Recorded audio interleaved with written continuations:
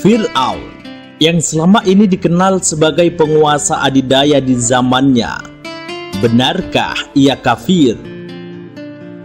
Ternyata Fir'aun merupakan hamba yang mukmin dan muslim. Sayangnya ia mati su'ul khotimah. Kata fir artinya menjauh, aun artinya pertolongan Allah Subhanahu wa ta'ala. Manusia yang tidak mau ditolong oleh Allah disebut Fir'aun. Bahkan kalau dilihat dari Al-Quran, apakah Fir'aun kafir? Jawabannya adalah tentu tidak. Sebut keterangan dalam laman NU Online yang mengutip penjelasan dari ulama tersohor Kiai Hussein Mojokerto.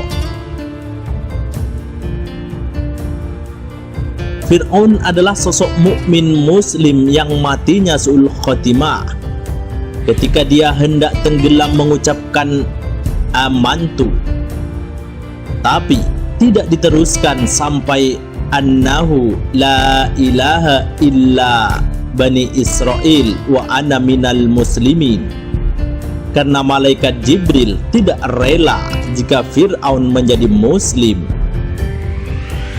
Sebab itulah Fir'aun ditenggelamkan di Laut Merah, dimasukkan air dan pasir ke mulutnya sehingga dia tidak bisa meneruskan kalimat tersebut.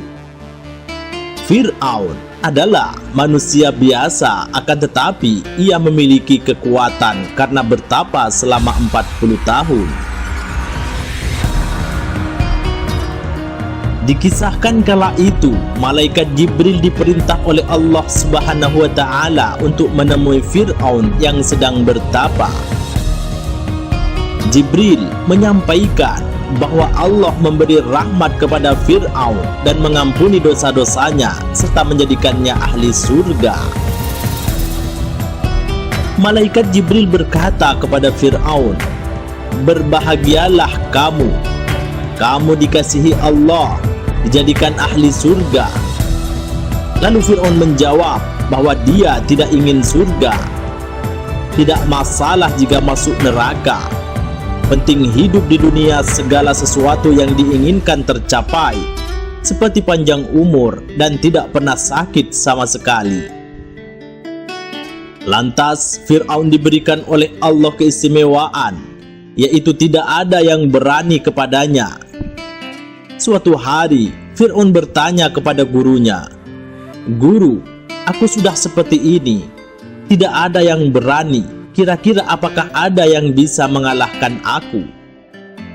Sang guru lalu menjawab, "Fir'aun, meskipun kamu tidak ada yang bisa mengalahkan, tapi kamu harus berhati-hati.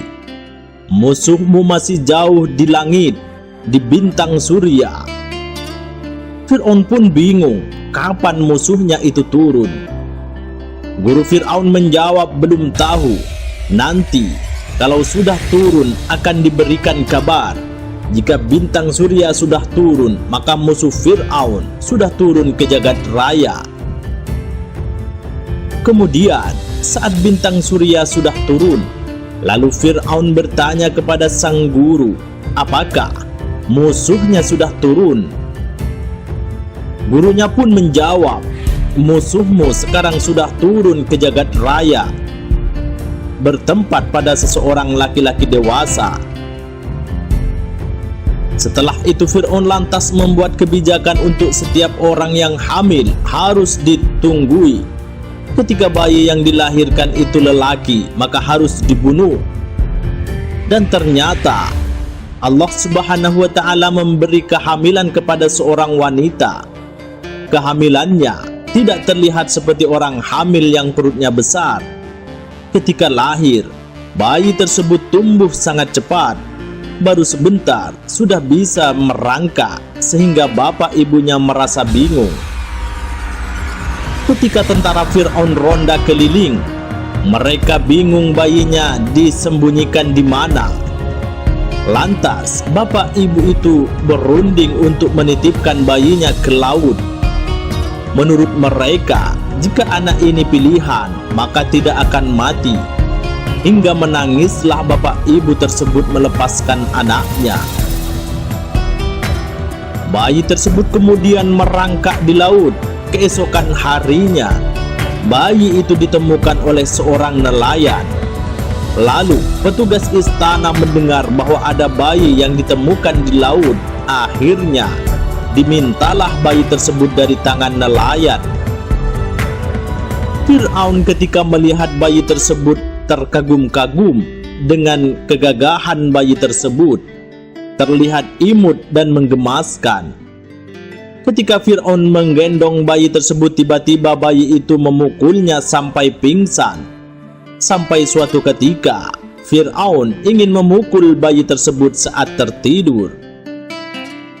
Lantas istri Fir'aun mengatakan, "Jangan sekali-kali kamu sembrono dengan anak itu. Anak itu ditemukan di laut. Kalau kamu memukulnya, kamu akan mati tenggelam di laut."